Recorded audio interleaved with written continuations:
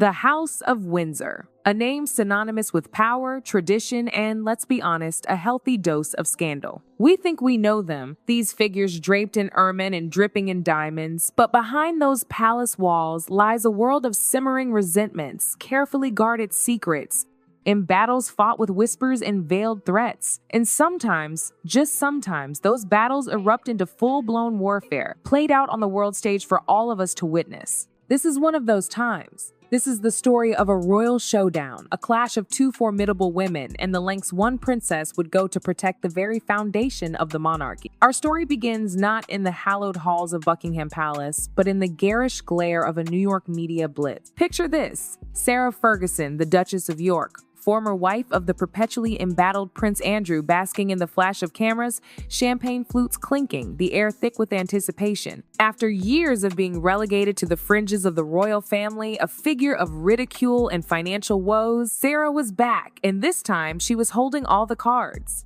Or so she thought. She had just signed a lucrative deal, a veritable king's ransom, with an American publisher. Not for a tell-all memoir, mind you, those are a dime a dozen. No, this was a promise of something far more explosive. A live international press conference where she vowed to expose the darkest secrets of Buckingham Palace. The kind of secrets that could shake the very foundations of the British monarchy. And the first name on her hit list? Princess Anne. Now, Princess Anne is not your typical royal, forget the tiaras and the photo ops. This is a woman of iron discipline, unwavering dedication, and a work ethic that puts most of us to shame. She's the daughter of the late Queen Elizabeth, a woman who embodied duty and service. Anne has dedicated her life to over 300 charities, a tireless commitment that has earned her the respect and admiration of the British public. To see her name dragged through the mud, accused of financial impropriety, was unthinkable. But that's exactly what Sarah Ferguson intended to do. Armed with what she claimed was damning evidence, leaked documents from within the palace walls, she was ready to unleash a media storm that would engulf Princess Anne and the entire royal family. The allegations centered around Anne's charity foundation, accusing her of financial irregularities and siphoning funds for personal gain. A direct attack on her integrity, her life's work. Inside Buckingham Palace, the reaction was swift and decisive, or at least that's what the senior advisors thought. Their strategy? Silence. Ignore the noise, let the American media lose interest, and hope the whole thing blows over. A classic royal tactic designed to weather the storm and protect the institution at all costs. But Princess Anne wasn't having any of it. Silence, in her eyes, wasn't a strategy, it was surrender. It was an admission of guilt, a betrayal of her loyal supporters, and a devastating blow to the charities that relied on her foundation. And more importantly, it was a complete abdication of her duty to protect the honor of the monarchy. This wasn't just about her, it was about the centuries of tradition and trust that the royal family represented. And she wasn't about to let Sarah Ferguson, fueled by vengeance and greed, tear it all down. So, defying the advice of her advisors, Princess Anne made a decision. A bold, defiant, and utterly unexpected decision. She would fight back, not with press releases or carefully crafted statements, but with the same unwavering determination and steely resolve that had defined her entire life. She would take the fight to Sarah Ferguson on her own turf in the heart of New York City. The stage was set for a royal showdown unlike any other. That very night, encrypted calls were made and unmarked cars slipped from the palace grounds, carrying Princess Anne's orders. She wasn't going to sit idly by and watch her reputation, and the reputation of the monarchy, be dragged through the mud. She wanted every transaction record gathered, every scrap of intelligence on Sarah Ferguson from the past 3 years. It was time to prime for an unrelenting confrontation. Meanwhile, across the Atlantic, Sarah Ferguson was enjoying her moment in the sun, or rather the glittering lights of New York City. Power and vengeance surged through her like a drug. Finally, the royals were noticing her, on her terms. But just as she was savoring her triumph, a plain brown envelope landed on her coffee table. Inside, not cash, but photocopies of royal stationery, fragments of internal emails, and financial memos. Documents that could only have come from the deepest vaults of Buckingham Palace. A triumphant smirk curled on Sarah's lip. She'd suspected an insider, but never with such certainty. Someone within Anne's own stone walls had become her ally. This wasn't just a media explosion, it was a meticulously orchestrated internal coup. Little did she know she was a pawn in a much bigger game. Back in London, Princess Anne transformed her private study into a clandestine command center. She trusted no one in palace security now. The mole had to be found, and quickly. Lady Beatrice, Anne's sharp-witted communications director, was her most trusted aide. With her background in journalism, Beatrice knew all too well how rumors could be weaponized. And the documents Sarah Ferguson was brandishing were no mere rumors. This was a breach from within. Suspicion gnawed at Anne. Someone inside these stone walls. Someone she'd wounded in pride or pocket. Across the ocean, Anne's private investigator, a former military officer, was shadowing Sarah Ferguson. His first report made Anne's brow furrow. Sarah was meeting repeatedly with an elderly butler, a man who'd served Prince Andrew for decades, carrying a mental vault of palace secrets and royal financial skeletons. To Sarah, he was a gold mine. To Anne, a ticking bomb. Then came the grainy, covert footage. In a dimly lit hotel room, Sarah and the old butler huddled with a team of tech experts, fine-tuning sophisticated software, syncing voices. Another clip showed them testing recordings of Anne's own speech, mimicking her approvals for expenditures. Sarah's true game wasn't just forged documents. It was a full fabrication, a deepfake video proving Princess Anne had personally embezzled from her charity. Witnessing it, Anne's contempt hardened into icy resolve. The monarchy's honor, her lifelong charitable legacy, and the public's trust were being savaged by a viciously orchestrated lie. This was no longer personal. It was principled. As Anne geared up for counterstrike, Lady Beatrice dug deeper into the leak. Through meticulous analysis of writing styles and access logs, she narrowed the suspects to 3. In the end, one tiny detail sealed it: a recurring spelling error unique to one staffer's internal files. The traitor was a royal accounts clerk, publicly reprimanded and demoted by Anne years ago for minor ledger mistakes. Raw spite and greed had allied forces. Anne saw the battle's true depth and danger. She had to flip the board with truth, not silence. But this wasn't just a personal feud. It had evolved into an international chessboard where honor was traded for commercial gain. Princess Anne sat in the hushed sanctuary of her library, the weight of it all pressing down like an unseen crown. The lamp's glow illuminated only the fresh dossier from her American investigator. She had pored over the pages dozens of times, hunting for a thread, a financial lifeline clearer than the forged emails. Her patience finally bore fruit. Buried among receipts and publisher payments lay a chain of shadowy transactions cleverly disguised as independent media consulting fees.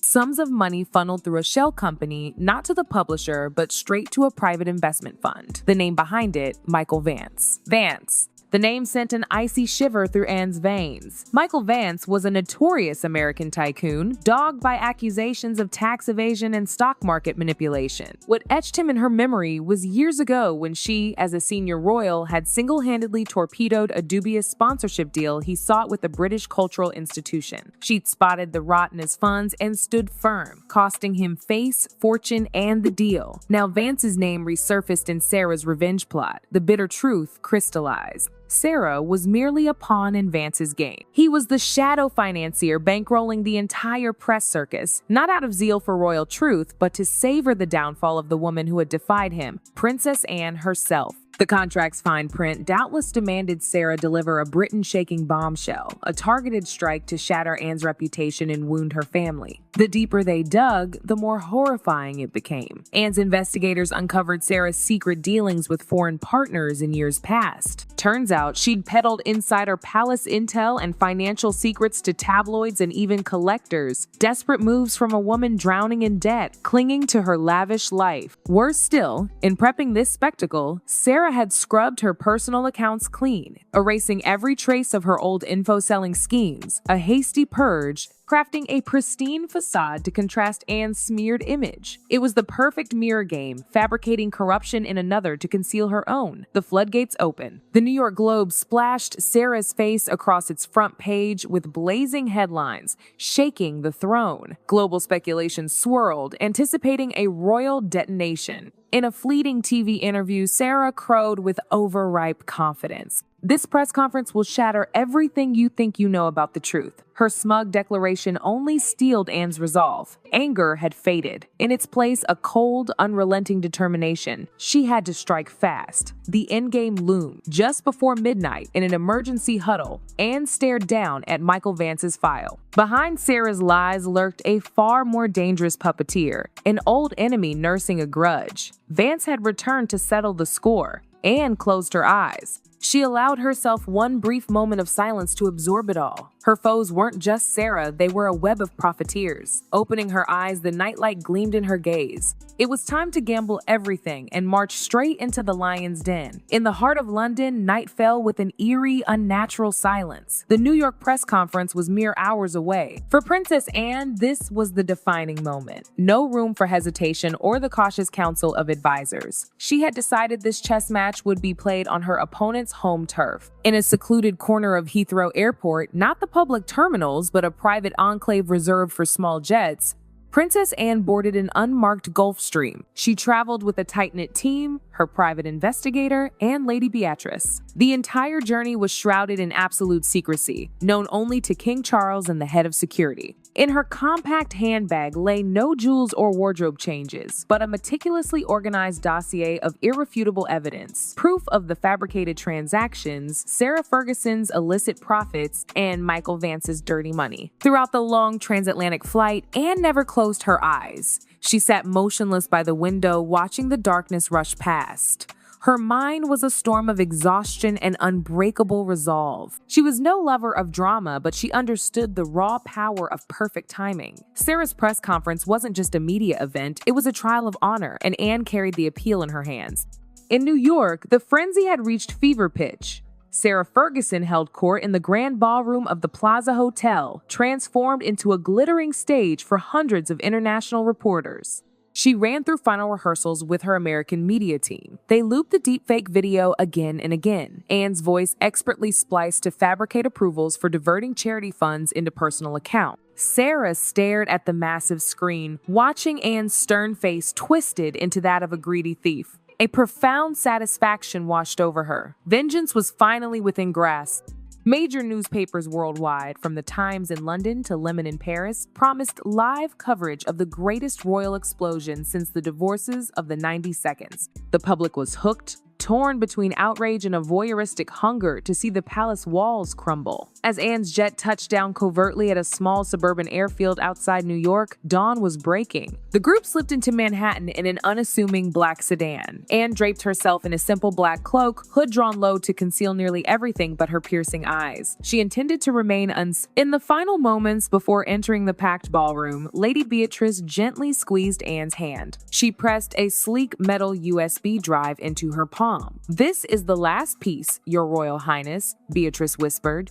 The recording Sarah is discussing her plan to destroy royal honor with Michael Vance over an encrypted call. "We cracked it." Anne clutched the drive, the cold metal biting into her skin. It wasn't just evidence, it was hatred laid bare. She entered through a staff side door. The stage lights hadn't yet spilled into the shadows and glided along the back row, her black cloak rendering her a ghost, and slipped into a seat. No camera lens swung her way. All eyes were fixed on the dazzling platform awaiting Sarah. Princess Anne sat there in the dark, a member of the British royal family who had crossed half the world to defend her own honor. The press conference began. The blinding lights and chaotic roar from hundreds of international reporters crashed through the plaza's ballroom like a tidal wave. Every lens zeroed in on Sarah Ferguson as she strode onto the stage. She wore a bold power red suit, a deliberate choice screaming confidence and defiance. Sarah paused, sweeping her gaze over the frenzied crowd, her face etched with the feigned gravity of someone about to unleash an earth-shattering secret. She drew a deep breath, bracing for the performance of her life. The audience fell into hushed anticipation. Sarah launched into her speech, her amplified voice laced with years of buried resentment. She leveled grave accusations, building her narrative on the leaked documents. At the climax, she signaled her assistant. The massive LED screen behind her flared to life, poised to play the meticulously crafted deepfake video and audio, proof that Princess Anne had siphoned charity funds. Sarah's hand trembled slightly, not from fear, but from the thrill of imminent triumph. But in that exact instant, as the video flickered on, disaster struck. The screen stuttered, flashed, then bled into a silent blue void. The forged audio cut short with a sharp, lingering beep. Murmurs of confusion rippled through the crowd, only to be silenced by the unimaginable. From the back row, shrouded in shadows beyond the stage light's reach, Princess Anne rose slowly. She shed the black cloak, revealing a crisp, no-nonsense suit, a stark counterpoint to Sarah's flamboyant crimson. Anne advanced down the center aisle, each step deliberate and commanding. Cameras froze mid-click. Whispers evaporated. The entire room turned to ice. Hundreds stared in disbelief at Anne, the woman who should be hunkered down in London, dodging the press. She ascended the stage, facing Sarah Ferguson head-on. In that moment, the two former royal daughters-in-law stood side by side, one clad in red for vengeance, the other in somber tones for honor, a tableau of raw opposition. Sarah was utterly shattered. Her bravado evaporated, replaced by raw terror and fury. She opened her mouth, but no words came. Without a greeting, Anne extended her hand, placing the metal USB drive on the podium beside the microphone. The gesture landed like a cold blade, igniting the true confrontation. Anne spoke, her voice low, resonant, and unhurried. She didn't deny. She dismantled. She unveiled the real documents, forged contracts between Sarah and Michael Vance, secret payments, and irrefutable proof of Sarah selling royal insider secrets for personal gain. With remote tech support from Lady Beatrice, the massive screen behind Sarah now displayed Anne's authentic files. Sarah's hidden bank statements, decrypted emails exposing Vance's role. Pandemonium erupted. Reporters surged to their feet, shouting questions. The narrative flipped 180 degrees. Sarah's fabricated accusations were forgotten. They craved the naked truth unfolding before them. Anne turned to Sarah, her gaze icy and merciless. "I did not come here to debate lies," she declared, her words ringing with unyielding authority. "I came to present the truth." The standoff between the two women peaked. Sarah recoiled, eyes blazing with hatred yet utterly powerless. She saw her catastrophic defeat, trapped in the web of deceit, spun by Vance in her own greed. Then the ultimate shock. The elderly butler, the one who'd helped fabricate the video, brought as Sarah's star witness, lurched to his feet from a darkened corner, his face ashen, crumbling under the pressure. "It's all fabricated," he stammered, voice quaking. Sarah forced me to lie. I was promised a fortune to give false testimony." His confession boomed like thunder. The room exploded into a frenzy of journalistic outrage. Sarah Ferguson collapsed on stage, her revenge plot dissolving into smoke. Princess Anne stood firm at the eye of the storm, reclaiming her honor and the British royal families through unassailable truth. The chaos in New York swiftly escalated into a global media earthquake. Following the butler's shattering confession and Princess Anne's irrefutable presentation of evidence, the world's gaze shifted from skepticism to outright fury towards Sarah Ferguson. She was swarmed by reporters and security right there on stage, her pride crumbling into dust. The hollow emptiness of defeat replaced her fleeting intoxication with victory. Legal repercussions were inevitable. Sarah Ferguson was escorted from the ballroom, facing formal investigations under British and American law for forging documents, defamation, and fraud tied to her financial dealings with Michael Vance. The American publisher, terrified of complicity in an international criminal scandal, immediately announced the contract's termination. All recordings, deepfake videos, and forthcoming publications were seized and sealed under court order. While Sarah endured isolated questioning, King Charles took decisive action to steady the realm. He addressed the nation in a formal broadcast from Buckingham Palace. Unlike vague diplomatic statements, his voice carried the unyielding authority of a monarch defending his institution. "Our honor, the integrity of this kingdom," King Charles declared, his tone deep and commanding, "is not for sale. No one, no matter their former ties to the crown, may tarnish these core values for personal vendettas or profiteering. Such actions will not be tolerated." The king's words were not just a condemnation of Sarah. They reaffirmed the throne's sovereignty and righteousness. Lady Beatrice, who had toiled tirelessly in the shadows to unmask the palace traitor and provide technical support for Anne, was reinstated and hailed by the public, especially palace staff, for her unwavering loyalty. She proved that devotion without fanfare remains the noblest virtue. Princess Anne returned to Britain amid a hero's welcome. Her courageous stand in New York, confronting her adversary with unvarnished truth, elevated her to an icon of integrity. The British public bestowed a new title upon her, the Guardian of Royal Honor. Even the traditionally critical UK press ran glowing headlines praising her bravery and resolve. Amid the agitation, Anne remained her characteristically calm and humble self. She spent the following days rebuilding trust in her charity foundation, holding transparent financial briefings. In a rare quiet moment at her private residence, Anne's steadfast support merged. It was Timothy Lawrence, the Vice Admiral, her second husband, a man of quiet reserve who always stood in her shadow. He entered the drawing room where Mann sat reading a stack of letters from the public. No grand gestures or dialogue were needed. His presence was the strongest silent endorsement. He simply stood there gazing at. No dramatic handshake or exchange, just a look of profound pride, deep understanding of her ordeal and the justice she had delivered. It was the gaze of a loyal companion who shunned the spotlight yet served as her unshakable pillar. The story concluded at the annual gala for the Charity Foundation. Princess Anne took the podium to speak. She made no mention of the scandal, focusing solely on the work ahead. Behind her, through the grand gleaming windows of Buckingham Palace, morning sunlight poured in. Those rays illuminated her gown, her medals, and the very stone foundations of the palace. It was more than physical light. It symbolized honor restored, integrity reaffirmed under King Charles's protection, and Princess Anne's steadfastness. The monarchy's prestige had been fortified once more. After finishing the story, what do you think drove Princess Anne to take such decisive and solitary action by flying to New York? Personal pride or her sense of responsibility to safeguard the honor of the entire royal institution?